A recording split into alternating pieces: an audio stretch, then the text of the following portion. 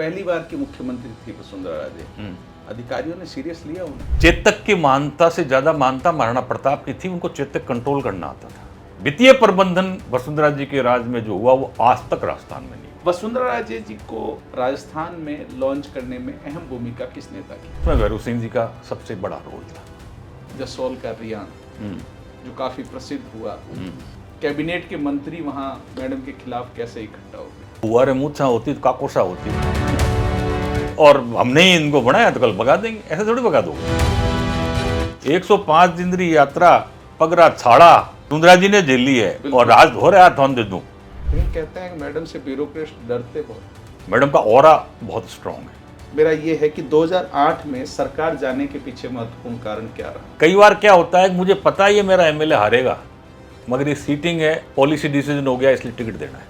कुछ हमारे खुद के भी लोग उस वक्त हमारे खिलाफ चले गए थे। 8 में आपने प्रयास नहीं किया टिकट के लिए? वो रेखा ही नहीं है। मैं तो प्रयास 90 से कर रहा हूँ। जवाबदेही खत्म हो गई, जीरो। आज के दिन आंदोलन ने सेल्फी बाढ़े।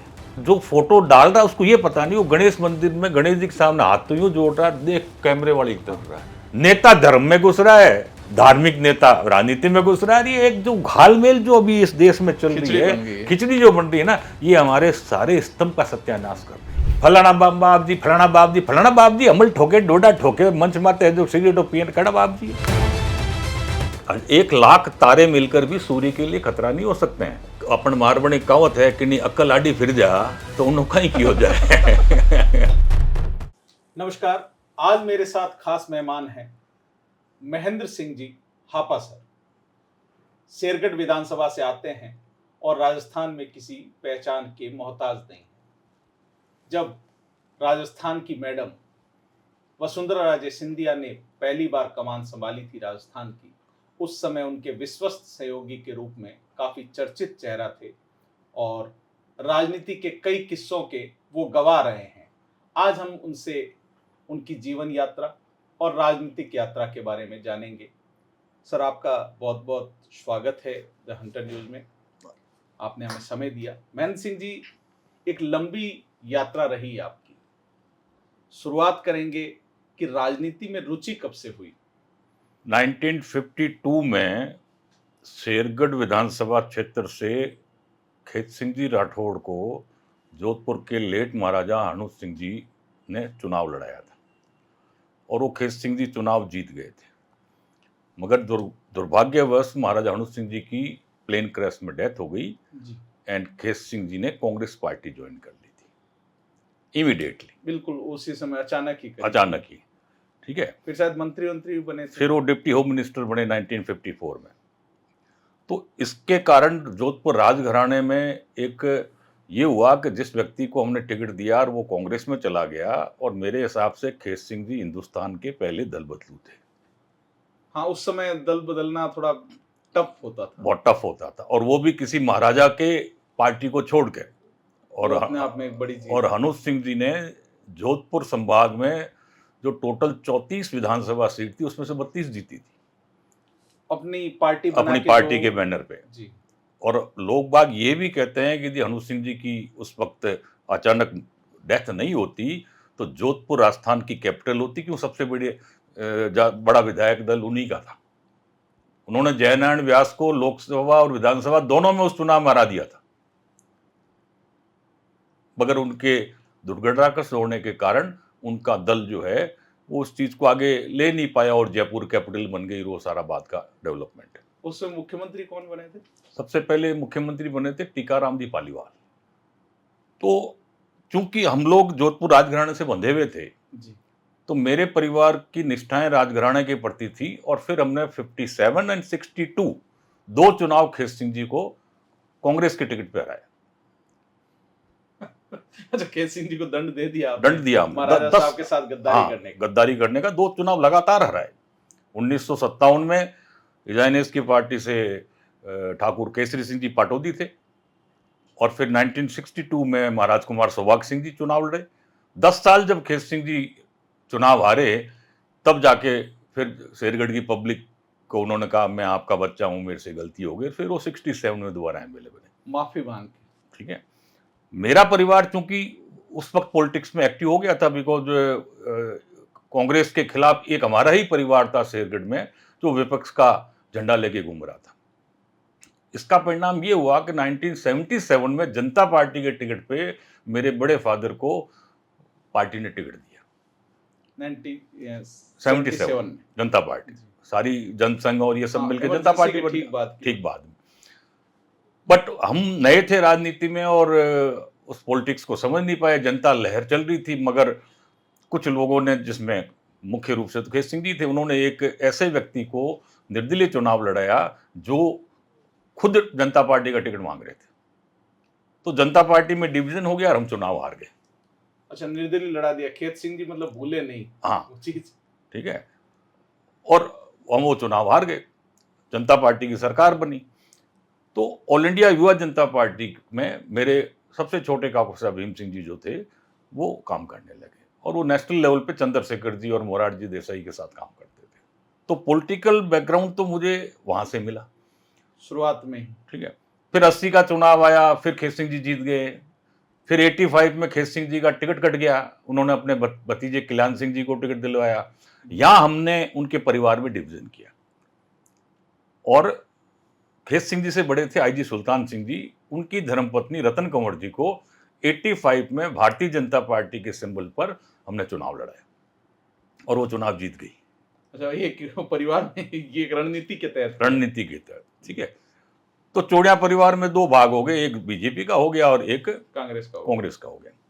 अब 1990 में मेरे ताऊ जी ने टिकट मांगा, तो एक पॉलिसी डिसीजन बन गया कि जनता दल और बीजेपी मिलकर चुनाव लड़ेंगी, मगर जो सीटिंग एमएलए यदि है तो वो टिकट उसी पार्टी को जाएगा। अच्छा, तो पॉलिसी वो डिसीजन कैसे? तो उस पॉलिसी के तहत बीजेपी का सीटिंग एमएलए था शेरगढ़ में, और हम लोग जनता दल के थे। मेरे ताऊ जी जनता पार्टी तब टूटी तो जनता दल में आ गए। तो फिर भैरव सिंह साहब ने कहा कि भाई आप बीजेपी में आओ। उधर लेट कालवी साहब हमारे मेंबर ऑफ पार्लियामेंट हो गए थे 89 में। बाड़मेर जैसलमेर का पार्ट ऑफ बाड़मेर था। तो कालवी साहब ने कहा नहीं, अपन पार्टी नहीं बदलेंगे, भले ही शेरगढ़ सीट बीजेपी को चली जाए। तो शेरगढ़ तो बीजेपी को चली गई, रोस यहाँ जनता दल को चली गई। तो 90 में मनोहर सिंह जी, हमारे बेड़वा राणा साहब के जो कंवर साहब थे, उनको चुनाव लड़ाया और वो चुनाव जीत गए। खेत सिंह जी चुनाव हार गए 90 में। बट 90 के चुनाव में मैं as a youth leader active हो गया था राजनीति। अच्छा, अब राजनीति में प्रचार और ये सब करने लगे? ये सब हम करने लग गए थे। इधर जब विश्वविद्यालय में हम पढ़ते थे तो 79 से 89 तक छात्र संघ के चुनाव पे बैन था। बिल्कुल, 10 साल चुनाव नहीं हुए। उस दौरान मैं लाचू कॉलेज का भी हेड परफेक्ट रहा। मैं जोधपुर यूनिवर्सिटी के अंदर केमिस्ट्री डिपार्टमेंट में पीजी करते हुए पीजी एसोसिएशन का भी हेड बॉय रहा। मैं आदर्श विद्या मंदिर भूतपूर्व छात्र परिषद का भी अध्यक्ष रहा, और मैं लाचू कॉलेज भूतपूर्व छात्र परिषद का सेक्रेटरी भी रहा। अच्छा, लगातार हमेशा किसी न किसी पोस्ट पे रहे। बट चुनाव हुए नहीं तो लड़ते कहाँ। चुनाव पहला 89 में हुआ, तब तक हम तो पीजी करके निकल गए थे। तो 90 के चुनाव में मैंने पहली बार भाषण दिया पब्लिक में। अच्छा, और वो भाषण इतना इंप्रेसिव था कि उसके बाद खेत सिंह जी से मेरी रेगुलर एनकाउंटर भी हुए और मुलाकातें भी हुई। वो तो खेत सिंह जी के खिलाफ जब वो मोर्चा खोलेंगे तो वो मेरे अच्छे भाषण को अप्रिशिएट भी करते थे और बताते भी थे, यार कि कल तुम कांग्रेस को गाली दे देना, मेरे को मत देना। तो ये आपस की बातें चलती रहती थी। फिर 93 में मनोहर सिंह जी का टिकट रिपीट हुआ, वो चुनाव हार गए। फिर 98 में फिर उनको टिकट मिला मनोहर सिंह जी को, और वो चुनाव हार गए। बट मेरे को 98 में बीजेपी ने जोधपुर जिला देहात का महामंत्री बना दिया। संगठन में नियुक्ति हो गई। इधर अशोक जी की मेन बीजेपी में, ये बड़ी बात। ठीक है। इधर अशोक जी थंपिंग मेजोरिटी के साथ पावर में आ गए थे, और बीजेपी मात्र 32 सीटों में सिमट गई थी। और गहलोत 150 प्लस जो आई थी, हाँ 155 सीट है। तो इधर जोधपुर का मुख्यमंत्री बनने का मतलब ये था कि जोधपुर में तो कांग्रेस बहुत स्ट्रांग हो गई। उस वक्त हमारे अध्यक्ष तो थे रामदास जी, और संगठन महामंत्री थे ओम जी माथुर साहब, और भैरव सिंह जी नेता प्रतिपक्ष। तो इनके बीच में हुआ कि जोधपुर में हमें कोई ऐसा संगठनात्मक कॉम्बिनेशन देना है जिसके कारण यहाँ बीजेपी खड़ी हो, क्योंकि बड़ी चुनौती भी थी। क्योंकि जोधपुर में न केवल मुख्यमंत्री, उस समय परशुराम मदेरणा भी थे, 8 मुख्यमंत्री थे। राम सिंह जी बिश्नोई, परशुराम जी मदेरना साहब, नरेंद्र सिंह जी भाटी, पूनम चंद जी बिश्नोई, ये सारे ही मुख्यमंत्री से कम नहीं थे। तो फिर अच्छा, इधर जाट समाज की नाराजगी थी गहलोत साहब से, क्योंकि परशुराम जी मुख्यमंत्री बनने वाले थे और गहलोत साहब बन गए।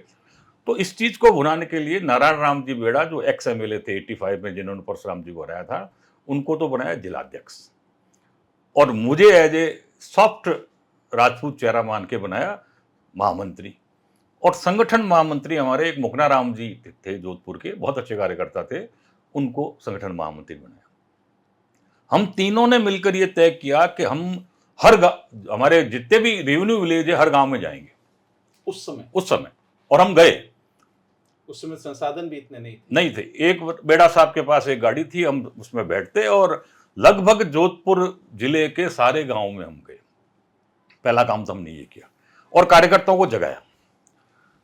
दूसरा काम हमने ये किया कि हमने 500 ऐसे कार्यकर्ता सेलेक्ट किए जिनके घर पे बीजेपी का बड़ा झंडा लगे। ये भी एक सिंबॉलिक लेकिन बड़ी चुनौती थी, क्योंकि सीएम के सामने कौन लगाएगा। ठीक है। और उसके घर के बाहर उनकी नेम प्लेट लगे। और हमने ऐसे कार्यकर्ता तैयार किए, और कोई दिन ऐसा नहीं होता था कि हमने गहलोत साहब के खिलाफ जोधपुर सौस्ती गेट पे धरना नहीं दिया हो। विपक्ष का पूरा चाहे बिजली संकट हो, चाहे सड़क का मामला हो, चाहे महंगाई का हो, चाहे खाद का हो, आए दिन धरना। और एक दिन तो हमने तय किया कि आज गहलोत साहब से रोड पे बात करेंगे। ओसिया में एक शहीद की मूर्ति का अनाउंस था और प्रधान बीजेपी का था, मगर उस प्रधान को इनवाइट नहीं किया गया। हमने तेवरी में गहलोत साहब को सड़क पे रोका और हमने कहा, साहब आप मुख्यमंत्री हो, आपके लिए तो प्रधान है, और प्रधान को ही नहीं बुलाया जा रहा है, तो आप देखो नीचे क्या हो रहा है। गहलोत साहब हमारे रुके, हमारे को चाय पिलाई और मैसेज किया प्रधान साहब को बुलाओ, फिर आऊंगा। तो विपक्ष भी बड़ा सकारात्मक था। मतलब ये नहीं था कि नहीं, हाँ, उनको उठा के अंदर ना, ये चीजें तो थी नहीं। एक बार हमने बावड़ी में आंदोलन किया, किसानों का, लाइट नहीं आ रही है। रात को ही गहलोत साहब ने बेड़ा साहब को फोन कर दिया कि मुझे बताओ क्या प्रॉब्लम। साहब ये प्रॉब्लम है, अभी बुआई चल रही है, लाइट नहीं आ रही। तो वहां उस वक्त विपक्ष को बड़ा पॉजिटिव लिया जाता था और विपक्ष झूठे मुद्दे भी नहीं उठाता था। ये भी दोनों तरफ से थी, ठीक है ना। और आपसी तालमेल बहुत अच्छा था। उल्टा गहलोत साहब तो बाद में हमें बुलाने लगे कि भाई और कोई समस्या हो तो बताओ। इस दौरान फिर हमने जोधपुर में हमारी जिला कार्यकारिणी की बैठक कराई, जिसमें माननीय अध्यक्ष रामदास जी अग्रवाल, प्रदेश अध्यक्ष ओम जी भाई साहब आए, और हमने उन 500 कार्यकर्ताओं को झंडा और नेम प्लेट उनके हाथों से दी। अच्छा, एक कार्यक्रम करा के पूरा कार्यक्रम कराया, प्रदेश संगठन मंत्री। बिल्कुल। अब उसके बाद जब गहलोत साहब किसी गांव में जाते तो एक ऊपर झंडा दिखता बीजेपी का, ठीक है ना। और यहां से पार्टी हमारी खड़ी हुई, और इसका रिजल्ट ये निकला कि उसके कुछ महीनों बाद प्रदेश के नेताओं ने तय किया कि हमारी राष्ट्रीय कार्य परिषद की बैठक जोधपुर में कराई। राष्ट्रीय कार्य परिषद की बैठक हमने जब माननीय विपरीत राज में जब जिन्ना कृष्णमूर्ति जी हमारे राष्ट्रीय अध्यक्ष थे, माननीय नरेंद्र जी जो मोदी जी हमारे राष्ट्रीय संगठन महामंत्री थे, तब हमने जोधपुर में राष्ट्रीय कार्य परिषद की बैठक कराई। और हमने जोधपुर में जो जिन्ना कृष्णमूर्ति जगह जगह स्वागत किया, 40,000 लोग रेलवे स्टेशन पर स्वागत में थे। बहुत बड़ी बात है, जिसमें सरकार नहीं है। हमारी सरकार नहीं थी। सरकार होती है तो संसाधन मिल जाते हैं, इसमें संसाधन भी नहीं थे। और जब इतने बड़े बड़े राजनेताओं का जोधपुर आवागमन हुआ, तो उस दिन भारतीय जनता पार्टी की अगली सरकार बनेगी, इसका बीजारोपण हो गया था। वो भी पश्चिम से। ये है यहां तक की कहानी। आगे आप बताइए। लेकिन उस समय एक जगह सभा करानी थी, शेरगढ़ में ही, वो सभा हो नहीं पा रही थी, तो उसके लिए आपको कहीं से डायरेक्शन दिलवाए गए। देखो क्या होता है कि हर राजनीतिक पार्टी का प्रत्याशी ये मानता है कि जब मेरे समाज के इतने वोट यहाँ है तो मुझे यहाँ ज़्यादा तकलीफ नहीं होनी चाहिए। तो सामने वाला भी मानेगा। स्वाभाविक चीज़ है। ठीक है। तो सामने वाले की जाति के यदि किसी मध्य गांव में हम जाएंगे तो हमें थोड़ी तकलीफ होगी मीटिंग लेने में, और उनको हमारे यहाँ तकलीफ होती है। तो एक ऐसी स्थिति निर्मित हो गई थी कि जसवंत सिंह जी की शेरगढ़ में 3 मीटिंगें थी, उसमें से 2 तो हो गई, तीसरी मीटिंग हो नहीं पाई थी। उस गांव ने मना कर दिया था। साफ मना कर साहब हमारे जाति के प्रत्याशी कांग्रेस से चुनाव लड़ रहे हैं और तो हमें मुश्किल होगी मीटिंग। उस समय सामने कर्नल सोनाराम। कल सोनाराम जी थे। तो फिर विचार विमर्श हुआ। भगवान की एक अच्छी मेहरबानी है कि मारवाड़ में एक एसेट है हमारे लिए, जोधपुर महाराजा अगस्त सिंह जी बिल्कुल, आज भी हैं। आज भी हैं। तो उनके पास जब बात पहुंची तो उन्होंने कहा कि इस गांव में तो मीटिंग हम करा देंगे, क्यों उनके जल भागीरथी के प्रोजेक्ट उस एरिया में बहुत ज़्यादा खूब चल रहे थे। और उनका एक मैसेज हमारे पास आया और उनकी एक टीम जल भागीरथी के हमारे शेरगढ़ में अच्छा काम कर रही थी। और उस समय कहा भी जाता था कि जोधपुर महाराज पानी पिला देते हैं। हाँ, तो फिर वो मैसेज आया और फिर हमने जल भागीरथी के बैनर पे लोगों को इकट्ठा किया और वो बड़ी शानदार मीटिंग बाद में हुई। उसमें जसवंत सिंह जी भी थे, रामनारायण जी डूडी, जोधपुर की महारानी साहिबा, जसवंत सिंह जी की धर्मपत्नी शीतल कंवर जी, और बने सिंह जी होसियाँ के MLA, नारायण सिंह जी माणकलाव, काफ़ी लोग थे और अच्छी मीटिंग हुई। आपने भाषण दिया उसमें? भाषण तो भगवान की मेहरबानी है कि देते रहते वो हैं। भाषण बड़ी चर्चा में गया। वो भाषण जसवंत सिंह जी के तो पक्ष में ही था। नहीं, वो भाषण से आपको कहते हैं कि बड़ा राजनीतिक रूप से, वो कहते हैं राजनीति में शांत चलो उतना अच्छा है। अपन मारवाड़ी कहावत है कि नहीं अक्ल आडी फिर जा तो उन्हों कहीं की हो जाए। भाषण तो काफी जोशीला था। ठीक है ना, आपरी अक्ल आप आडी फिर जा तो कोई आपने कोई मनो इलाज नहीं है। बट मैं किसी को दोष नहीं देता। मेरी जन्मपत्री में यदि चुनाव लड़ने का योग नहीं है, किस्मत में तो नहीं है, खत्म हुई बात। भाई जब हम विश्वविद्यालय में पढ़ते थे तब चुनाव नहीं हुए। हाँ, ये भी एक विडंबना है। विडंबना है। तो मैं हर चीज को पॉजिटिव लेकिन आपने हार नहीं मानी। वो आपने भाषण बड़ा जोशीला दिया और उस पर तालियां बहुत बजी, तो बड़े नेताओं की नजर आप पे गई। तो उनको मेरे को सपोर्ट करते तो आज उनके लिए मैं एक एसेट होता।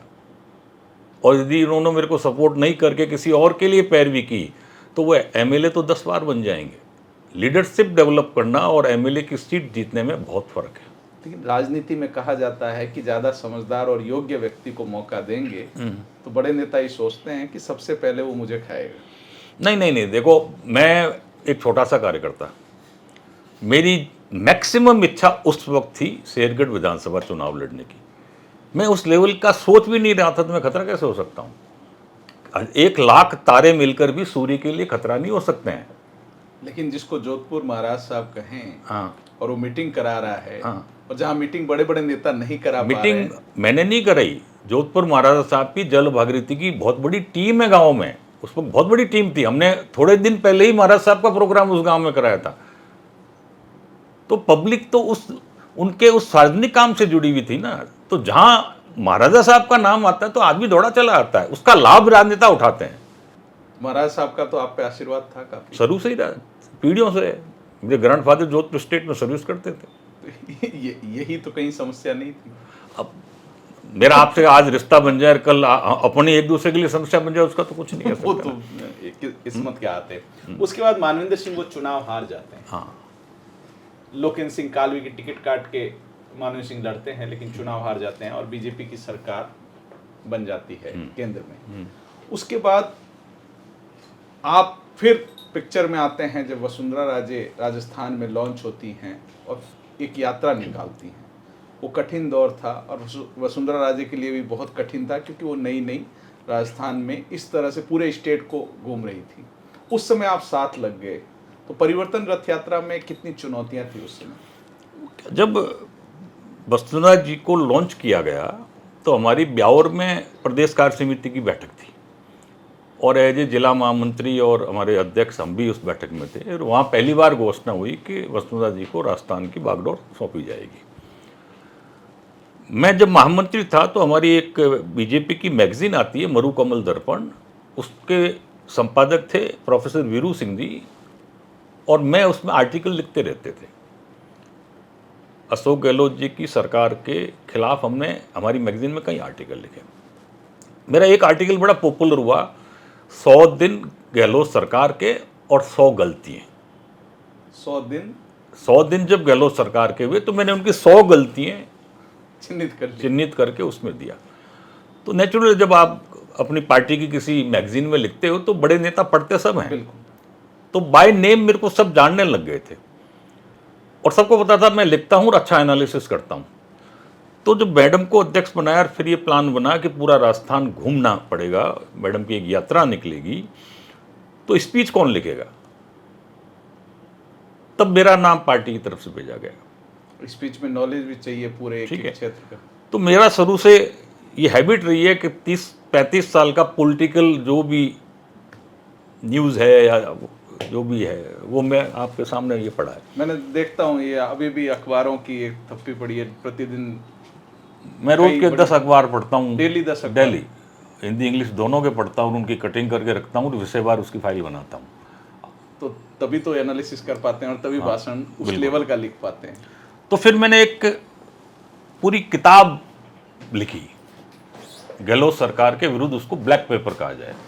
उसमें अलग अलग बिजली के ऊपर, पानी के ऊपर, पंचायत राज में क्या हुआ, लॉ एंड ऑर्डर में क्या हुआ, PWD, PhD, यूँ करे पूरी एक बुकलेट पूरी बना के मैंने मैडम के दिल्ली ऑफिस में भिजवाई। वहाँ से फिर मेरे पास फ़ोन आया और मुझे दिल्ली बुलाया गया और कहा कि आप जो है परिवर्तन यात्रा में मैडम के साथ रहेंगे और इनकी स्पीच आपको लिखनी है। इतना डेप्थ नॉलेज आपने। ठीक है। तो फर्स्ट फेज जो था हमारा वो मेवाड़ का था, 14 दिन का। शुरुआत वहाँ से हुई थी। तो पहला भाषण मैडम का अडवाणी जी की प्रेजेंस में मेवाड़ में 4 भुजा की यात्रा शुरू होने पर होना था। वो भाषण मैंने 15 दिन पहले लिखकर मैं दतिया गया। नारायण साहब नवरात्र में दतिया पीताम्बरा माता पधारी भी थी, वहाँ उस स्पीच पे हमारा डिस्कशन हुआ। वो पहला स्पीच उनका इतना ज़बरदस्त था कि अडवाणी जी भी बड़े खुश हो गए। तो मेरे भाषण में मैंने क्या किया कि जिस एरिया में जा रही हैं मैडम, वहाँ के मोजीज़ व्यक्ति, वहाँ के पितृभूमियाँ, वहाँ के स्वतंत्रता सेनानी, वहाँ के पुराने राजनेता, चाहे वो किसी भी पार्टी के हो, उन सबको याद करते हुए वहाँ की लोकल समस्याओं को उठाना, ताकि सीधा जनता से कनेक्ट हो। ठीक है ना। मैं भाषण ना हो। हाँ, मैं आपके गांव में आके आपके किसी पूर्वज का नाम लूं तो आप मेरे से इमीडिएट कनेक्ट हो जाते हो। बिल्कुल एक हो जाता है कि तो इस तरीके से हमने वसुंधरा जी के लगभग 800 छोटे मोटे स्पीच तैयार किए, 800 पूरी परिवर्तन यात्रा। और फिर दूसरा हमने ये कहा जैसा देश वैसा बेस की रणनीति पे चलना है। तो ट्राइबल्स में जाके वसुंधरा जी ने ट्राइबल्स के कपड़े पहने, एक संदेश। मीणों में गई तो मीणों की पीली लुंगड़ी ओढ़ ली, राजपूतों में गई तो राजपूती कपड़े पहने। तो वेशभूषा से, भाषण से और लोगों के बीच कनेक्टिविटी से हमने एक ऐसा माहौल तैयार किया कि हमारी जीत हुई। हम 120 सीट लेके आए और राजस्थान की मैडम बन गई वसुंधरा। बिल्कुल। और अवरोध भी खूब आए। अवरोध के बारे में चर्चा करनी। अवरोध, पहला अवरोध जब हमने 14 अप्रैल को यात्रा शुरू की तो गर्मी का मौसम जी। और मेवाड़ की गर्मी इतनी ज़बरदस्त होती थी। जबरदस्त। और मैं तो आज भी उन दिनों को याद करता हूँ कि किस तरीके से वसुंधरा जी ने उस भयंकर गर्मी में वो यात्रा कंप्लीट की। भयंकर गर्मी, ठीक है। भीषण गर्मी। उसके बाद बरसात का मौसम आ गया। अच्छा, उस गर्मी के दौरान सेकंड फेज हमारा था बीकानेर में, आंधी, भयंकर आंधी, जून का। हाँ, जून का महीना, टेंट लगाओ और तंबू उड़ जाए, ठीक है। फिर आ गया हैवी रेन्स का मौसम। उस वक्त हम कोटा संभाग में थे, चंबल से। ठीक है। ये तो था मौसम का पंगा। राजनीतिक में मारवाड़ में सामाजिक न्याय मंच हर जगह मैं उसी पे आना चाह रहा हर जगह बोर्ड लेके खड़ा था कि आरक्षण दो। वो एक अलग ही उस समय। वहां से जब हम गुजर बेल्ट में आए तो समदन जी आरक्षण दो, ठीक है। मतलब पत्थरबाजी भी हमने झेली, आंदोलन भी हमने झेला, हमने मौसम की मार भी झेली, मगर उस सतरानी ने 105 दिन तक अपने पांव के छाले नहीं देखे, डटी रही। और ये उनके ऊपर देवी की कृपा है, आज भी है। मैं आपको कह रहा हूं उस महिला के अंदर एक देवीय शक्ति है और कृपा भी है। न तो डरेगी न कभी हारेगी। ये तो है उनका, ठीक है ना। क्योंकि मैंने तो साथ रह के सारा देखा है। रात को 2-2 बजे तक यात्रा करना और सुबह 6 बजे उठकर अखबार वालों से बात कर लेना, लगातार 105 दिन।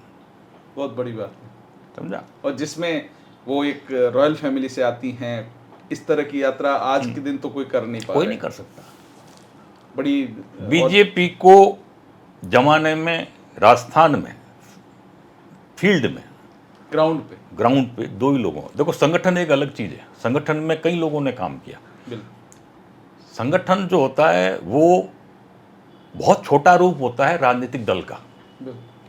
वो काम तो हमारा 1952 से चल रहा है, मगर गांव गांव पहुंचाने का काम तो किया भैरव सिंह जी शेखावत ने, और ढाणी ढाणी पहुंचाने का काम किया वसुंधरा जी ने। ये तो हो ही गया था, क्योंकि बाड़मेर से लेके अंतिम छोर तक अगर बात करें तो वसुंधरा जी को मैडम कह के हर गांव की महिला भी नहीं बिल्कुल कि वसुंधरा जी मुख्यमंत्री है। ठीक है, तो वो सारी चीजें थी उस वक्त। और सबसे ज़्यादा जो वसुंधरा जी शुरुआत करती हैं तो सामाजिक न्याय मंच सामने खड़ा होता है, कई जगह विरोध प्रदर्शन भी करते हैं, फिर उनको एडजस्ट किया जाता है, किसी तरह उनको मनाया जाता है, और सरकार में वसुंधरा जी प्रचंड बहुमत के साथ आ जाती हैं।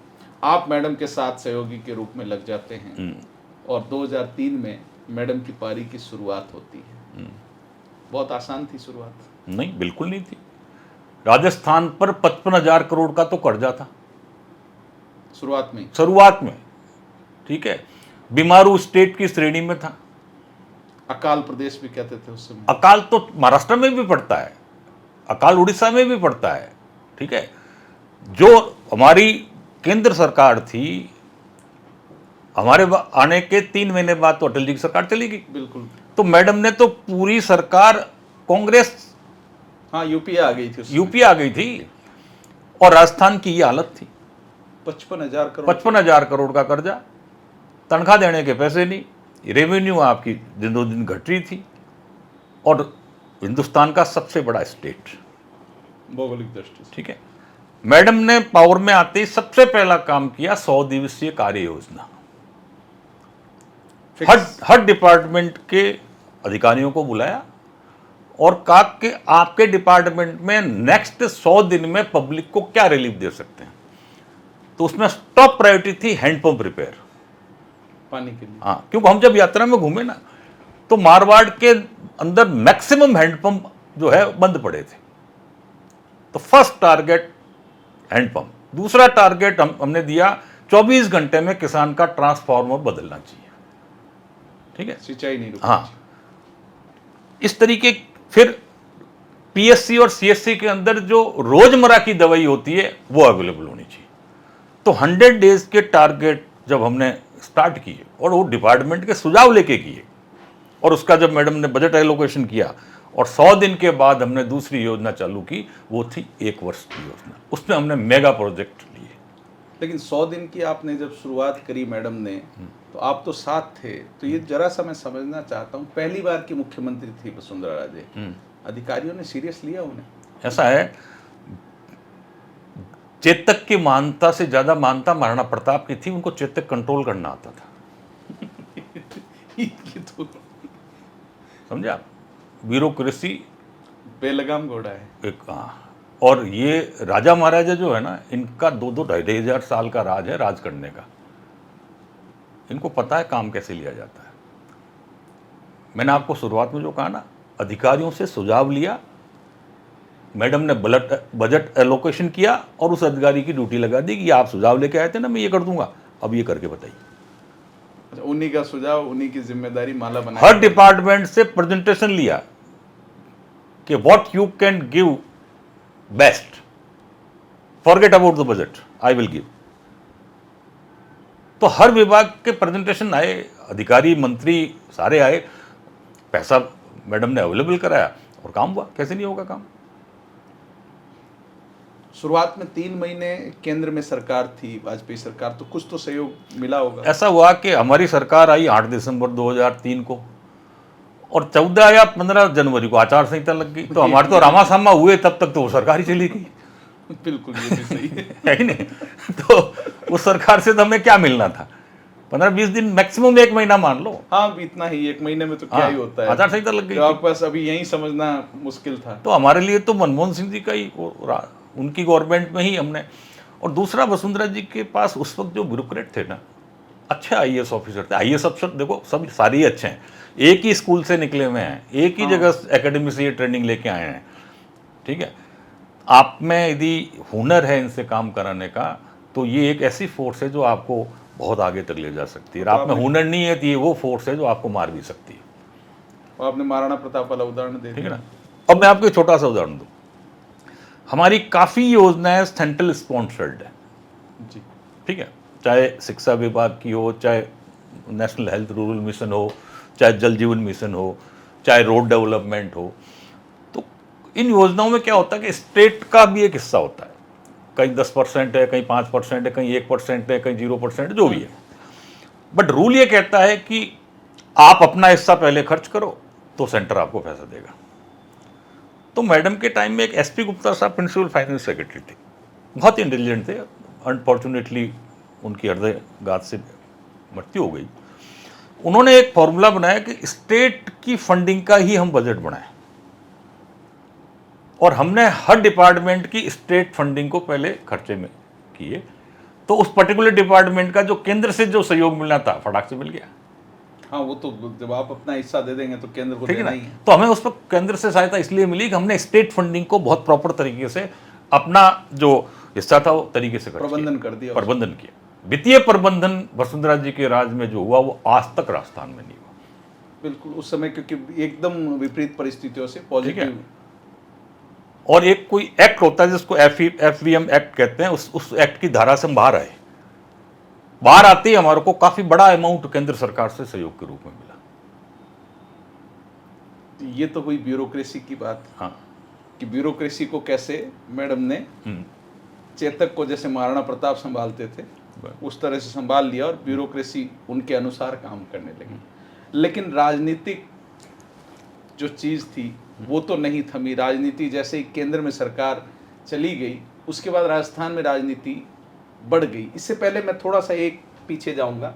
वसुंधरा राजे जी को आज भी ये बड़ा सवाल पूछा जाता है सब जगह, राजस्थान में लॉन्च करने में अहम भूमिका किस नेता की थी?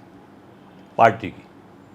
नेता देखो क्या होता है, नेता का कोई नेता, किसी नेता ने तो, क्योंकि नेता- भैरू सिंह जी थे यहाँ पे, देखो भैरू सिंह जी, जसवंत सिंह जी, थे। प्रमोद जी महाजन, अडवाणी जी, अटल जी, जितने भी थे। पहले वाली बीजेपी में पार्लियामेंट्री बोर्ड होता था जी, संगठन का भी एक अलग कैडर होता था। तो ये चीज़ें संगठन के थ्रू सरकार को बताई जाती थी। तो संगठन और सत्ता अलग अलग भी चलते थे, अलग अलग अपने इंडिपेंडेंट डिसीजन लेते थे। तो तय ये हुआ कि भैरू सिंह जी को दिल्ली लाना है। पहला सवाल तो ये, पहला तो भैरू सिंह जी का हुआ कि अच्छा। इनको दिल्ली लाना है। अब भैरू सिंह जी को जब दिल्ली ले जाना है तो फिर पीछे रिप्लेसमेंट कौन? तब घूम फिर के सारे नेताओं के बीच जब बातचीत होती है तो मैडम का नाम आता है। अब मैं आपको एक चीज और बताना चाहता हूँ। जी। आज़ादी से लेकर आज तक इस हिंदुस्तान की राजनीति में दो परिवार ऐसे हैं जो चुनाव लड़कर आते हैं। आपके और मेरे परिवार में कोई सरपंच बन जाए ना तो आप गाँव की राजनीति करो 20 साल। तो व्यवहारिक है। और ये दो परिवार ऐसे हैं जिनके घर में आज तक 100 बार मेंबर ऑफ पार्लियामेंट बन गए। कैसे? नेहरू खानदान में हमेशा 4-5 MP बनते हैं, बिल्कुल। और एक सिंधिया परिवार है जिसके 4-5 MP बनते हैं। ये इलेक्टेड लीडर है, हाँ, और जो इलेक्टेड लीडर होता है ना वो हमेशा बड़ा होता है। वो तो है ही। भैरू सिंह जी का कद इसलिए बढ़ा, उस वक्त के नेताओं में वो चुनाव लड़के आते थे। अशोक जी का कद इसलिए बढ़ा कि उस वक्त के नेताओं में चुनाव लड़कर जीत कर आते थे। तो वसुंधरा जी भी 5 बार MP, 2 बार MLA बन चुकी थी 2003 से पहले। बिल्कुल, एक उनका स्ट्रक्चर था पूरा। तो नेचुरल वे में भी आप जब ये सारा समीकरण देखोगे कि पब्लिक फ्रेंडली कौन है, तो मैडम का नाम आना ही था, और उसमें भैरू सिंह जी का सबसे बड़ा रोल था। ये कहानी। उसके बाद जब भैरू सिंह जी का दिल्ली जाना तय हो जाता है, वसुंधरा जी राजस्थान आ जाती हैं, CM बन गई और सरकार चली गई। उसके बाद दिल्ली के नेता और राजस्थान के कुछ नेता मिलके कुछ ही दिन बाद एक घटनाक्रम होता है, जसोल का रियान, जो काफ़ी प्रसिद्ध हुआ। वो क्या घटनाक्रम था, और मैडम के ही कैबिनेट के मंत्री वहाँ मैडम के खिलाफ कैसे इकट्ठा हो गए? देखो, कार्यक्रम तो जसवंत सिंह जी की तरफ से था, उनके पोते के हमीर सिंह, जिसके हमीर अभी सिंह की 12 साल के बाद वो हाँ। उसकी सभा थी। और इसके पीछे मंशा क्या थी वो तो वही जाने। नहीं, मनसा तो उस समय अखबारों में काफ़ी खुलेआम आई थी क्या? कि मुख्यमंत्री से राजी नहीं है। बुआ मूछा होती तो काकोसा होती। तो ये भी बात सही है। मनसा भले ही हो ना, उससे फर्क क्या पड़ना। वसुंधरा जी 2008 तक रही है, चुनाव लड़ा है। नहीं रही हैं, इसमें कोई दो राय नहीं, ऐसा और देखो मजबूती से रही हैं। क्या होता है कि आप जब तक स्कूल में आप लेक्चरर हो सबके समान हो, और जिस दिन आप प्रिंसिपल बनोगे ना तो एक लेक्चर के मन में आ जाएगी कि यार मैं भी बन सकता हूँ। हाँ वो तो ये तो राजनीति में तो हर आदमी महत्वाकांक्षी होता है। दिल्ली वाले सब फ्री हो गए, फ्री होने के बाद उनको लगा कि एक छोटा सा स्टेट है इस, और हमने ही इनको बनाया तो कल भगा देंगे। ऐसे थोड़ी भगा दोगे। 105 दिन की यात्रा, पगरा छाड़ा, बा तकलीफ मैं झेली हूँ, मतलब वसुंधरा जी ने झेली है, और राज हो रहा था दे दूं राज खोण की प्रयास तो करियो, खून मिलियो कहीं, मिलियो तो कहीं को, लेकिन प्रयास तो करियो। प्रयास आज भी करो ना, क्या बढ़वा, उससे कुछ नहीं होना। लेकिन उस वक्त समय की डिमांड थी माननीय वसुंधरा जी, पब्लिक की डिमांड थी बिल्कुल माननीय वसुंधरा जी, और बीजेपी की डिमांड भी थी कि वसुंधरा जी ही राजस्थान को संभाल सकती है। उन्होंने वो टेक ओवर कर लिया था पूरा, और एक शासन में भी मजबूती, और नहीं, 4-4, 5-5 स्टेट में 2009 के चुनाव में हम तो साथ रहे हैं। मैडम को महाराष्ट्र बुलाया जाता था because she speaks Marathi very well. Madhya Pradesh, Punjab, Haryana, और एक महिला मुख्यमंत्री के तौर पे देश में उनका अलग ही एक अलग हो रहा था उनका। बिल्कुल हो रहा है। तो इच्छा तो कईयों की रही होगी, तो इच्छा सफल थोड़ी हुई, और आगे भी नहीं, ऐसे हो ही नहीं सकते सफल। लेकिन ट्रबल करने के प्रयास किए गए, इसमें कोई दो राय नहीं है। वो ये भी मैं तो इसको नेचुरली मानता हूँ। वो आपने जो प्रोफेसर वाला उदाहरण दिया, प्रिंसिपल वाला, हाँ, ये नेचुरल एक प्रोसेस है। जैसे जैसे आप आगे बढ़ोगे लोग आपको डिसेबल करने की कोशिश करेंगे। कारण है कि मैं आपसे compete नहीं कर पा रहा हूँ, तो मैं आपके खिलाफ नेगेटिविटी फैला के आपको डैमेज करूँ। तो वसुंधरा जी विचलित होती थी इन सब से? बिल्कुल नहीं, बिल्कुल नहीं। जब इस तरह के घटनाक्रम, देखिए इन्फॉर्मेशन तो सीएमओ एक अपने आप में एक होता है, उनके चेहरे पे तो आती ही थी, चेहरे पे कभी सिकन नहीं आई। सिकन आदमी डरता तब भी जब सामने वाला उससे बड़ा हो। जिस रूप में लड़ाई चल रही है, राजनीतिक लड़ाई, हाँ मतदाताओं पे पकड़ की लड़ाई, ठीक है ना, तो उसमें तो वो कहीं टिक ही नहीं रहे थे ना। उसमें आधे तो चुनाव हार गए थे। मतदाताओं में पकड़ में तो वसुंधरा राजे का आज भी कोई, जब अपन तो बात कर फिर रहे तो हैं, डर आज किस भी बात कोई का, वो नहीं तो डर किस बात का, तो डर किस बात का? कोई डर नहीं था। चर्चा ही नहीं होती थी। ये चर्चा वही लोग करते थे, उन्हीं की टीम में होती थी। बाकी मैडम के यहाँ तो किसी चीज की ऐसी कोई चर्चा ही नहीं होती थी। और वसुंधरा राजे कभी हतोत्साहित नहीं हुई, कभी नहीं। हमेशा कॉन्फिडेंस। इस कॉन्फिडेंस के पीछे राज क्या है? कहते हैं पारिवारिक पृष्ठभूमि, राजमाता सिंधिया की बेटी है। आप राजमाता साहब का बैकग्राउंड देखिए ना। उस वक्त कांग्रेस से लड़कर आरएसएस को खड़ा करना, और उस राजमाता ने तिहाड़ जेल की यात्रा की है। सब कुछ झोंक दिया आपने। आयरन लेडी थी वो। और हिंदुस्तान की राजनीति में किसी महिला को यदि मां के रूप में देखा जाता है तो राजमाता सिंधिया थी। बिल्कुल। मैंने एक संत का इंटरव्यू किया था जिन्होंने राम जन्मभूमि आंदोलन में थे, तो उस समय का वो बताते हैं कि जब वो मूर्ति वहाँ से मस्जिद हटा के जब लगाई जाती है, तो उसको भी विजयराजे हाथ लगा के आंख में से आंसू गिरने लगते हैं उनके। श्रीवास्तव जी, आपको एक चीज़ बताता हूँ, इस देश के ऊपर ग्वालियर राजघराने का ऋण कितना है। जब हिंदुस्तान और पाकिस्तान अलग हुए तो ये तय हुआ कि 65 करोड़ रुपए पाकिस्तान को अपने को देना है। भारत सरकार के पास पैसे नहीं थे। 55 करोड़ रुपए ग्वालियर राजघराना देता है। 65 करोड़ में से 55 करोड़, ऑलमोस्ट 90%। ठीक है ना। तब पाकिस्तान पार्टीशन डीड पे दस्तखत करता है, पहला। दूसरा सुनो, नेहरू जी के सामने समस्या आई कि आरबीआई तो बाद में बना, तनख्वाह तो हर महीने देनी होती है। तो बीकानेर, जयपुर और ग्वालियर राजघराने ने अपना सोना दिया उस वक्त की सरकार को टू एस्टेब्लिश ए बैंक। और state bank of Bikaner Jaipur नाम क्यों आता था? क्यों बीकानेर और जयपुर ने पैसा दिया था।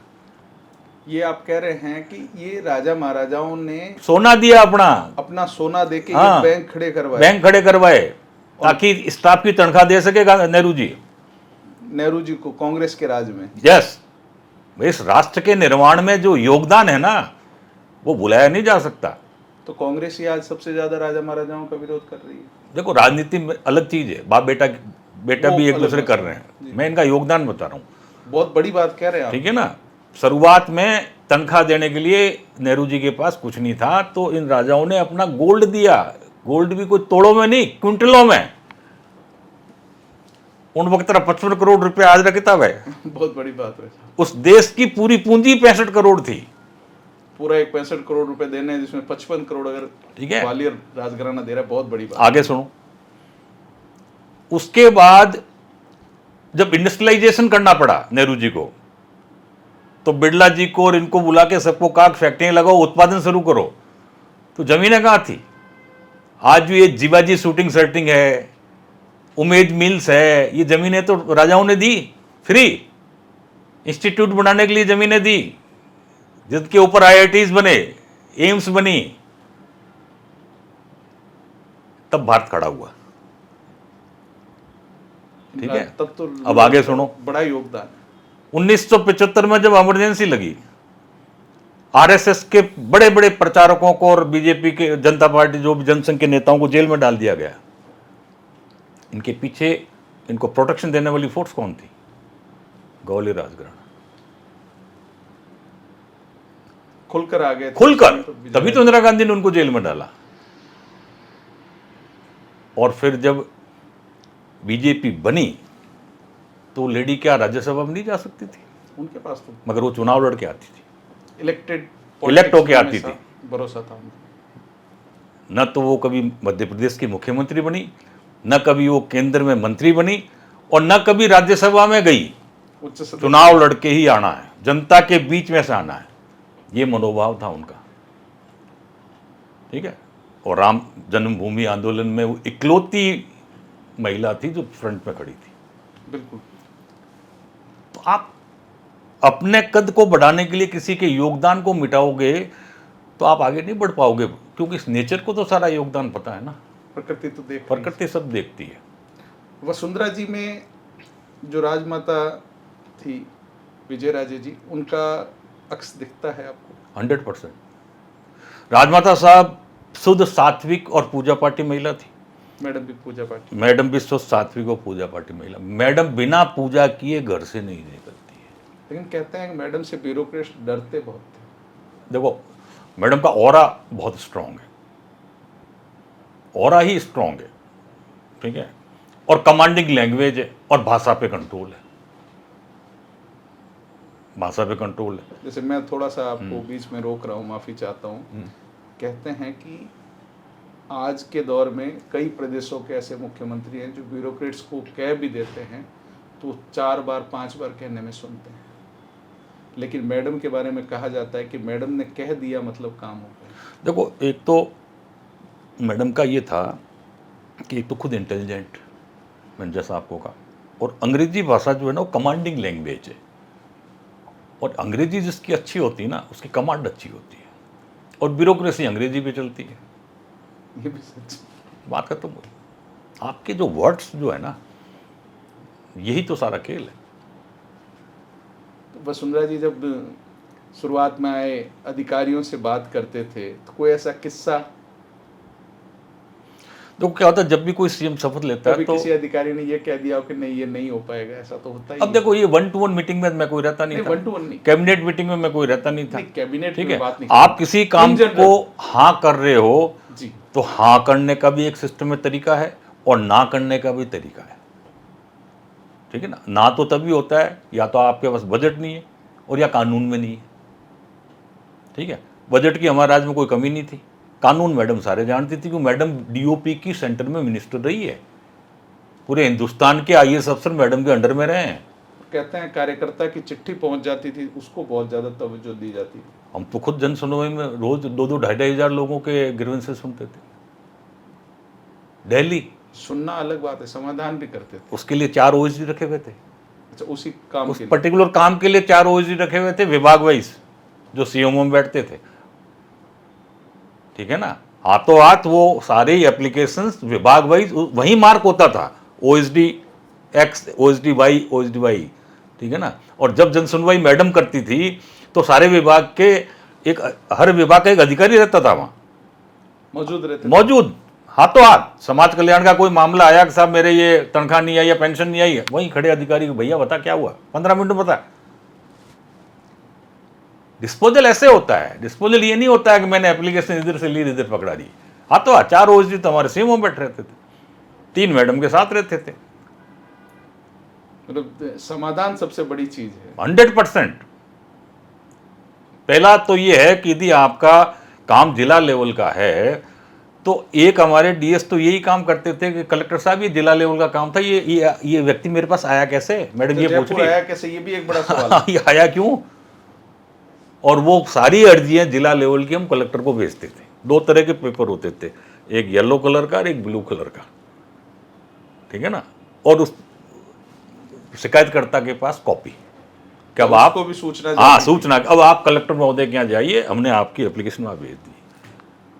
ये बड़ा अच्छा ये था। आप देखो सिस्टम में आदमी कितने ही बैठा दो, अधिकारी बैठा, उससे सिस्टम नहीं चलता है। सिस्टम तो काम करने से चलता है। एक आदमी बैठा हो वो भी अच्छा काम करेगा। लेकिन आपने एक महत्वपूर्ण बात बताई कि मैडम ने शुरू से ऑरा ऐसा बनाया कि उस ऑरा से ही आधे काम हो जाते हैं। कहते हैं ना कि एक वाइब्स होती है, उससे ही हो जाते हैं। कलेक्टर्स को भी पता रहता था कि अगर सीएमओ से कॉल आ रहा है या फ़ोन आ रहा है किसी चीज़ के लिए तो उसको कितना सीरियस लेना है। खैर आगे आज की बात करें तो बहुत कुछ चेंजेज है, लेकिन एक सवाल मेरा ये है कि 2008 में सरकार जाने के पीछे महत्वपूर्ण कारण क्या रहा? देखो हमारी 78 सीटें आई थी, अच्छी सम्मानजनक आई, लेकिन ठीक है। सरकार नहीं आ पाई। और गहलोत साहब की आई 96, जी, ठीक है ना। 22 सीट उनकी हमारे से ज़्यादा थी। फासला हमारे 10-11 सीट का रहा।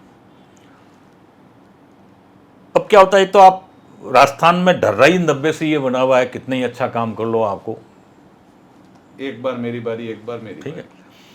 आप पुराना इतिहास उठाओ, 155 सीट से गहलोत साहब आते हैं 55 सीट पे, 100 सीट लूज करते हैं, और हम 122 से 78 पे।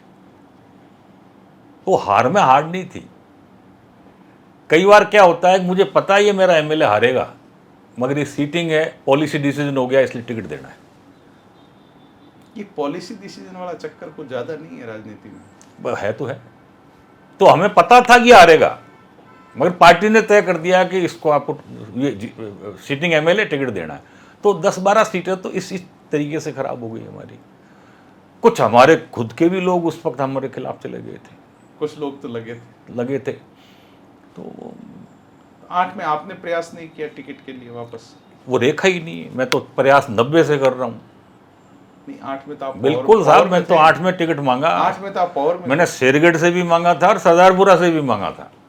अशोक गहलोत के सामने यस, लड़ने और के लिए मैंने तैयार थे आप? और लिख के दिया कि मैं चुनाव हारूंगा, 100% चुनाव हारूंगा, मगर मैं गहलोत साहब को 10 दिन यहां से हिलने नहीं दूंगा, पैक कर देंगे।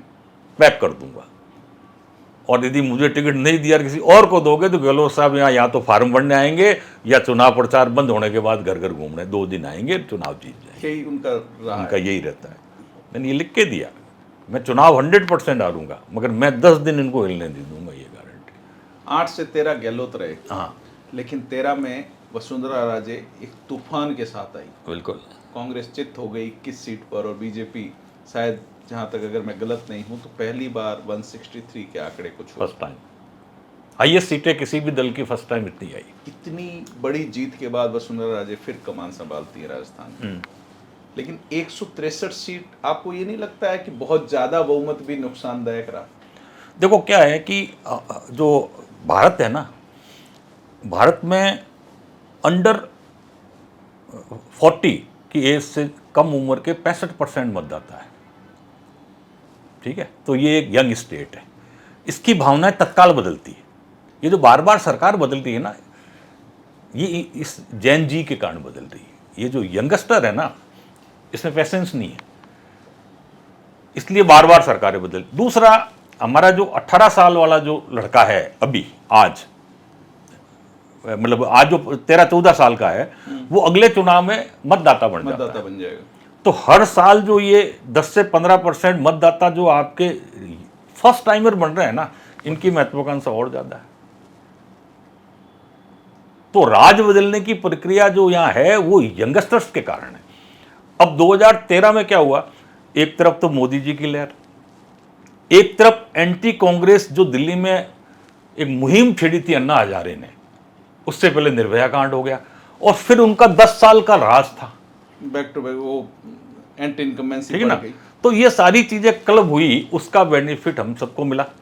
वसुंधरा जी का खुद का भी 5 साल का गैप के बाद और एक उस समय ये भी था कि वसुंधरा जी को लाना है, उस समय एक अलग माहौल देखा था ठीक है मैंने ना। 13 तो में। वो मैं थोड़ा सा आपको रोकूंगा आपा साहब, माफ़ी चाहता हूँ, लेकिन 13 में आपकी एक बात को मैं इसलिए रोकूंगा क्योंकि नरेंद्र मोदी वाला ऑरा था, आ रहे हैं, लेकिन जो राजस्थान में था वो तो वसुंधरा राजे था, क्योंकि मैं उस चुनाव को कवर किया था। मैं वही तो कह रहा हूँ। दूसरा, गहलोत साहब के साथ हमेशा एक प्रॉब्लम रही है 8 के बाद। 98 में तो 155 सीट लेके आए और इनके सारे सीनियर्स इनकी कैबिनेट में मंत्री बन गए थे लगभग, परशुराम जी स्पीकर बन गए थे, तो वो सब एंगेज हो गए। 8 का चुनाव लड़ा जाता है सीपी जोशी के नेतृत्व में, और मुख्यमंत्री गहलोत साहब बन जाते हैं मार्जिनल उस पर, ठीक है ना। तो वो 5 साल गहलोत साहब इसी धुंध में रहे कि सीपी कहीं गिरा नहीं दे, वो तो सीपी जोशी दिल्ली में मंत्री बन गए, इसलिए झगड़ा कम हो गया, बट उनकी टीम तो लगी हुई थी। हाँ, वो द्वंद चलता रहा।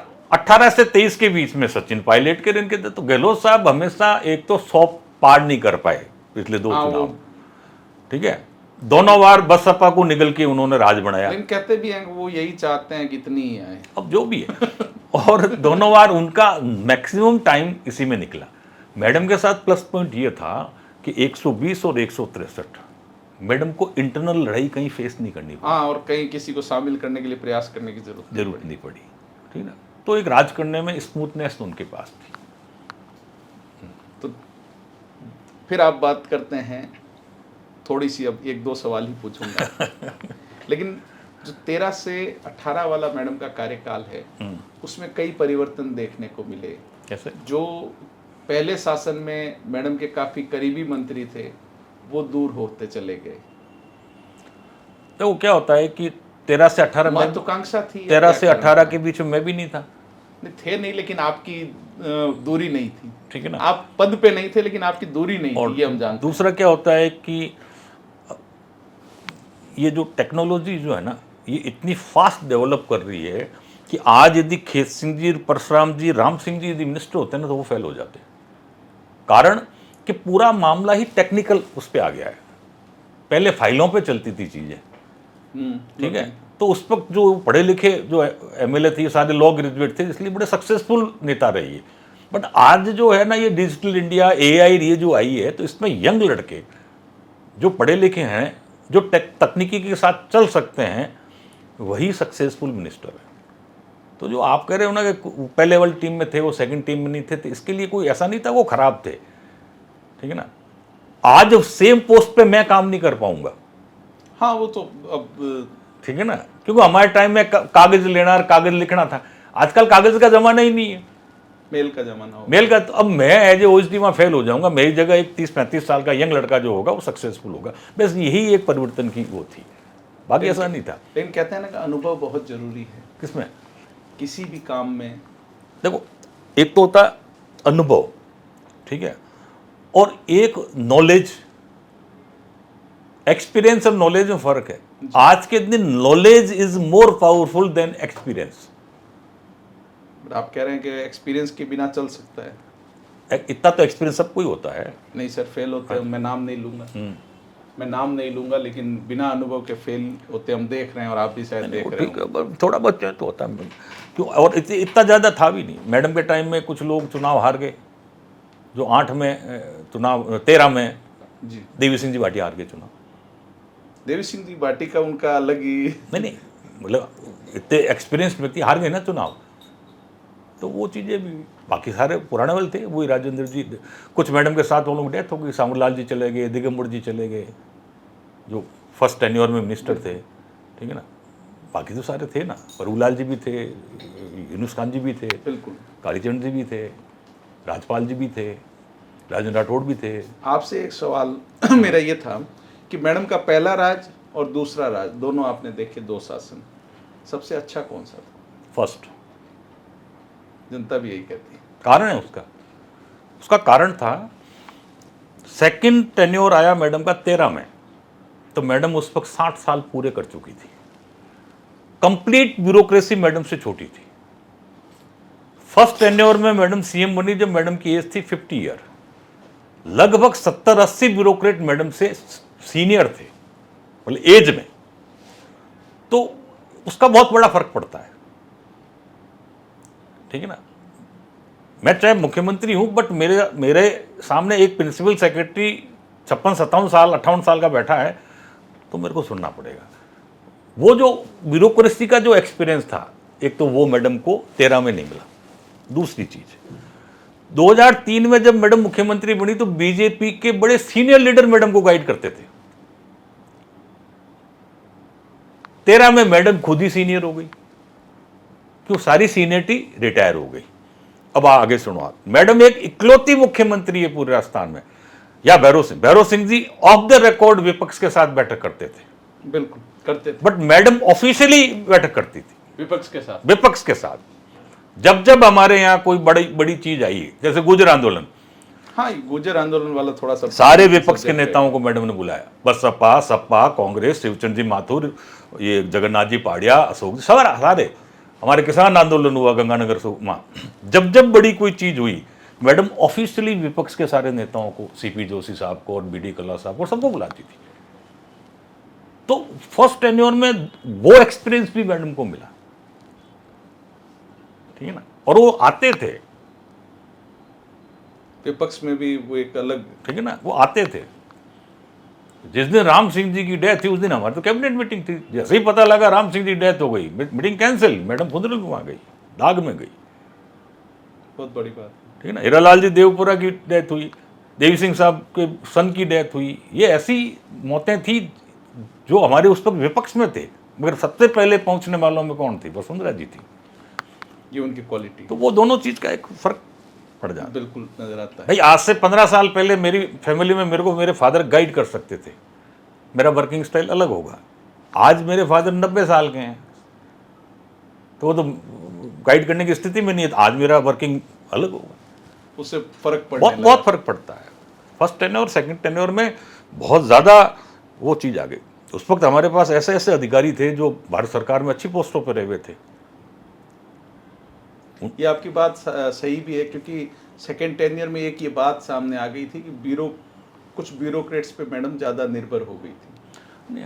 देखो, सीएमओ का एक सेटअप होता है, जो भी उस सेटअप में रहेगा ना, रेस्ट ऑफ द ब्यूरोक्रेसी उसके खिलाफ। फर्स्ट सीएमओ में नहीं हुआ सर, फर्स्ट कार्यकाल में नहीं हुआ ऐसा कोई। क्या मैडम के पहले कार्यकाल में कभी ऐसा नहीं हुआ कि किसी अधिकारी का इतना वो चर्चा में हो? फर्स्ट में जैसे हमारे पहले गोविंद मोहन जी थे, फिर सुनील अरोड़ा साहब थे, तो उनके समकक्ष और उनसे सीनियर लोग बाहर थे।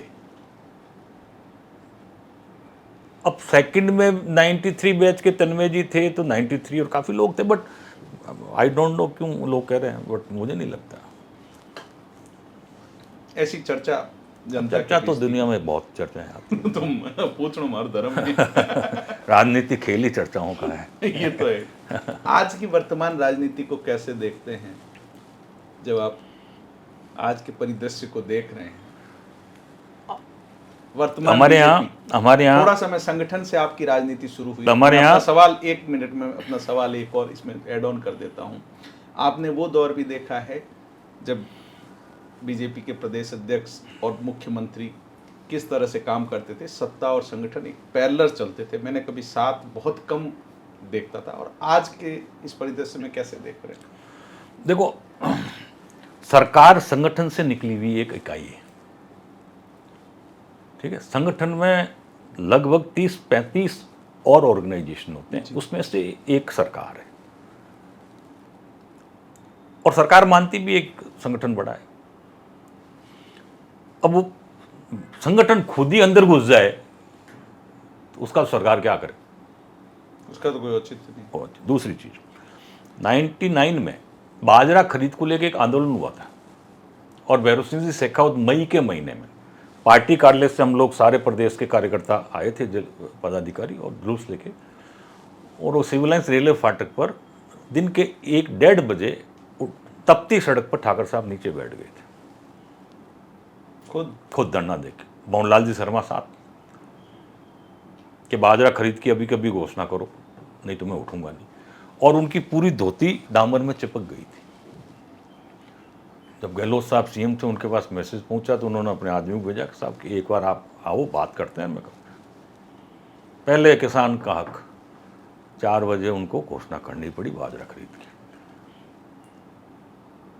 ये आंदोलन आज के दिन नहीं दिखते। आज के दिन आंदोलन सेल्फी वाले, सोशल मीडिया पे एक रील डाल दी जाती है। बस मैं रोज देखता हूँ। और कुछ मतलब जो फोटो डाल रहा है उसको ये पता नहीं, वो गणेश मंदिर में गणेश जी के सामने हाथ तो यूं जोड़ रहा है, देख कैमरे वाली तरफ रहा है। वो गणेश जी आपको क्या न्याल करेंगे? जवाबदेही खत्म हो गई, जीरो जीरो।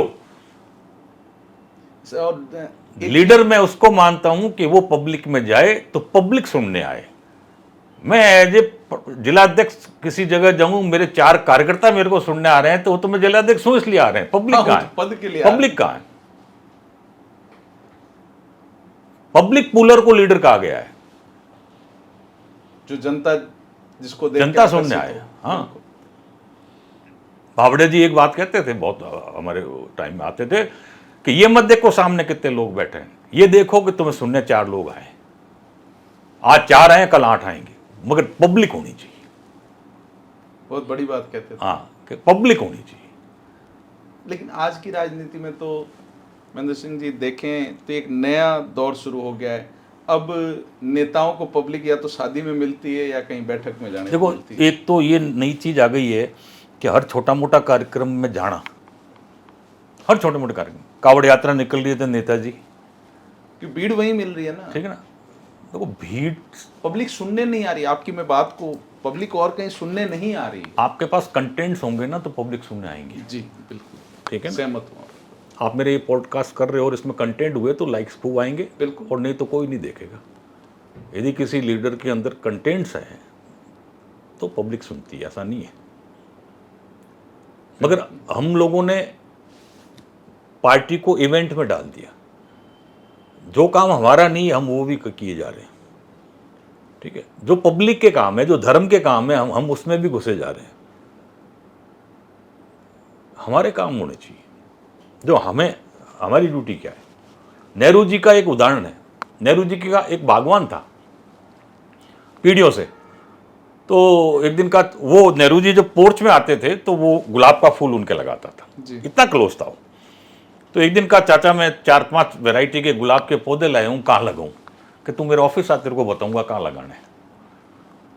तो थोड़ी देर बाद वो साइकिल से गया तो नेहरू जी के सेक्रेटरी ने उसको एक लिफाफा दिया कि आपको नौकरी से निकाला जाता है। वो रोता हुआ घर आया और नेहरू जी की धर्मपत्नी के सामने रोया कि मैं 4 पीढ़ी से नौकरी कर रहा हूँ, मैंने ऐसा क्या गलत काम कर दिया जो ये मेरे को नौकरी से निकाल दिया।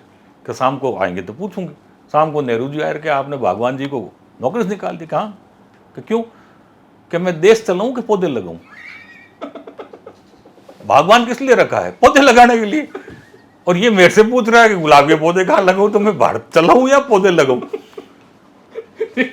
बहुत बड़ी बात कहती है। तो जिसकी जो ड्यूटी है ना वो करे। धर्म का काम धार्मिक लोग करे, राजनीति का काम राजनीतिज्ञ लोग करे, और सर्विस सेक्टर में सर्विस के लोग काम करे। नेता धर्म में घुस रहा है, धार्मिक नेता राजनीति में घुस रहा है। ये एक जो घालमेल जो अभी इस देश में चल रही है, खिचड़ी जो बन रही है ना, ये हमारे सारे स्तंभ का सत्यानाश कर रही है। हो रहा है ना सर। जो जिसका काम नीति निर्धारक का है, वो नीति निर्धारण की जगह कुछ और ही काम में वो लग सब गए हैं। अलग अलग काम कर रहे हैं। तो ये चीजें मिक्सिंग जो हो रही है ना, ये बहुत गलत है, और इस मिक्सिंग के कारण देश का सत्यानाश हो रहा है। तो एक आपको उदाहरण और देता हूं। जी। महाराजा गंगा सिंह जी गंग कैनाल बना रहे थे। हाँ, जो इंदिरा गांधी नहर बाद में कहलाई। हाँ, तो वो हर महीने गंग कैनाल चेक करने चले जाए। तो चीफ इंजीनियर थे पानीकर। एक दिन उन्होंने कहा कि मैं लालगढ़ पैलेस आपसे मिलने आ रहा हूँ। कि क्या बात होगी साहब? वहीं बात करूँगा। आए कि साहब आप राजा हो या इंजीनियर हो? कि मैं राजा हूँ। तो राजा का काम है पैसे की व्यवस्था करना, और इंजीनियर का काम है नहर बनाना। आप रोज आके वहाँ आ जाते हो तो मेरी जो लेबर है वो आपको देखने में लग जाती है, और आपकी यात्रा के चक्कर में 4 दिन पहले काम बंद हो जाता है, फिर 4 दिन तक उसको समेटने में लगता है। ये नहर नहीं बनेगी अगले 100 साल। यदि आपको नहर बनानी है, आप पैसे की व्यवस्था करिए और मैं बुलाऊं तब आना। उसके बाद गंगा सिंह जी 7 साल वानी के उद्घाटन पे गए और 7 साल में गंगा कैनाल बन गई। तो जिसके जिम्मे जो काम है ना, वह व्यक्ति वही काम करे, तब तो देश चलेगा और दुनिया में भी शांति आएगी। आज अभी ईरान और ये लड़ाई चल रही है, मैं 15 दिन से इंतजार कर रहा हूं कि ये जो शांति का संदेश देने वाला पोप कहाँ है, शांति का संदेश देने वाला शंकराचार्य कहाँ है, शांति का संदेश देने वाला मक्का मदीना का मौलवी कहाँ है। एक भी धर्मगुरु जनता के नाम अपील जारी नहीं कर रहा, कहीं नहीं। एक भी धर्मगुरु, क्या जो विश्व स्तरीय धर्म सम्मेलन हुआ था जिसमें स्वामी विवेकानंद ने कहा था, डियर ब्रदर्स एंड सिस्टर्स, क्या ये नेताओं को लड़ने दो? सारे विश्व के धार्मिक नेता इकट्ठे होकर ये बात नहीं कर सकते भाई क्यों लड़ रहे हो? हैं? बिल्कुल, कम से कम करने वाला कोई, कहने वाला तो चाहिए। कोई है ही नहीं। पूरा विश्व आपने मनचलों के हाथ में सौंप दिया, जो सुबह क्या बोलते हैं, शाम को क्या बोलते हैं, उनको खुद को ही नहीं पता। मारने वाला राजा कभी ये नहीं कहता मैं मारूंगा, और जो राजा रोज ये बकवास करे कि मैं कल ग्रीनलैंड ले लूंगा, परसों कनाडा ले लूंगा, अब जो क्यूबा ले लूंगा, ईरान ले लूंगा, उसको बोलने वाला ही नहीं। वो मेंटली अनस्टेबल हो गए हैं। मेंटली अनस्टेबल को हटाने का हमारे यहाँ कोई प्रावधान नहीं है। प्रावधान तो है, लेकिन समय आने पे। अरे आदमी तो बोले तो ऐसे ऐसे बहुत लोग आए। हिटलर कल का एक सवाल है, कल उनको कहा, किसी ने ट्रम्प से सवाल पूछा कि फ्रांस के प्राइम मिनिस्टर ने मना कर दिया है, तो ट्रम्प ने जवाब दिया, हाँ हाँ मुझे पता है, वो हट जाएंगे कुछ दिन। मैं तो कहूँ अभी पूरा विश्व नेताओं के चक्कर में फंसा हुआ है, चाहे मेरे ये आपके पुतिन हो, चाहे सैन जीन हो, जो भी हो। धार्मिक लोग कहाँ गए? दलाई लामा मर गया क्या? बिल्कुल, ये सारे लोग जिनको नोबेल शांति प्राइज से नवाजा गया है वो जिंदा है या मर गए? उनको आज बाहर नहीं आना चाहिए। बिल्कुल, एक मैसेज तो देना ही चाहिए। फिर क्या पूरा विश्व खत्म हो जाए उसके बाद आएंगे वो? ये बहुत बड़ी बात कही आपने। कारण है उसका, कारण ये है कि मैं देखता हूं जयपुर के अंदर जितने भी राजनीतिक सम्मेलन हो रहे हैं उसमें जयपुर के सारे संत आके बैठ जाते हैं। आपका काम यहां बैठने का, आपका काम थोड़ी है। अभी ब्राह्मण समाज के 2-3 सम्मेलनों में सारे संत मंच पे बैठे थे। आप संत हो या ब्राह्मण हो? ब्राह्मण एक जाति है, संत की कोई जाति नहीं होती। तो फिर तो आप संतों को जाति में घुसेड़ रहे हो। घुस गए ना सर, कई संत तो। आना ही नहीं। अच्छा संत राम सुखदास जी कभी मंच में नहीं जाते थे, किसी नेता से नहीं मिलते थे। बड़ा सती जी किसी नेता से, वो थे संत। और जब राम सुखदास जी का दाह संस्कार हुआ गंगा किनारे, गंगा उफान पे थी, मगर जब उनकी पार्थिव शरीर लाया गया गंगा कम हो गई, और अर्धदाग जब उनका लगा गंगा आई और उनको लेके के ले। वो थे संत। आए दिन मैं तो अपने अपने बाड़मेर तस्वीर में देखता हूँ, फलाना बाप जी, फलाना बाप जी, फलाना बाप जी, अमल ठोके, डोडा ठोके, मंच माते जो सिगरेट और पियन कड़ा बाप जी, और जनता बुला रही, खुलेआम ले रहे हैं, खुलेआम ले रहे हैं। और फिर वो संत से फिर एक जाति सम्मेलन में भी चले जा रहे हैं। हमारा जो वर्गीकरण है ना, उसमें यह है कि जब शिक्षक भटक जाए तो उसको राजा संभाले, राजा भटक जाए तो उसको धर्मगुरु संभाले, धर्मगुरु भटक जाए तो उसको धर्म संभाले, और धर्म भटक जाए तो उसको जनता संभाले। अब जनता क्या आती अब हैंग मिक्स होगा, कौन भटकेड़ो है कौन ठीक है नहीं भाई। पहले राजदंड होता था ना, उसके ऊपर एक धर्मदंड होता था। राजा का जब राजतिलक होता था तो उसको जो राज ऋषि होता था वो एक डंडा देता था, जिसको एसपी और देखता हूँ ना छोटी बहन, मोदी जी ने पार्लियामेंट में भी वो लगाया है, तो वो दिया जाता था। राजा चरण स्पर्श करता और वो पीठ पे 7 बार मार कहता ये राजदंड है, इससे आप न्याय करना। उसके बाद मोरपंख लेके वो राजऋषि की दोबारा चरण स्पर्श करता, मोरपंख से 7 बार यहाँ डालता करके कहता था ये धर्मदंड है, यदि राजदंड का दुरुपयोग किया तो धर्म आपको दंड देगा। और सब अपने अपने फील्ड में अलग अलग काम करते थे। आज पूरा विश्व लड़ रहा है, मैं किस धार्मिक नेता के जाके ये कहूं कि भाई इनको समझाओ, क्योंकि धार्मिक नेता भी फंसे हुए हैं।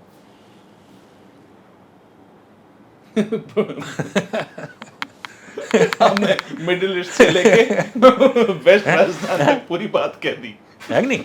मैं तो उन लोगों से पूछना चाहता हूं जो हिंसा के लिए फतवा जारी करते हैं, वो शांति के लिए फतवा जारी कब करेंगे?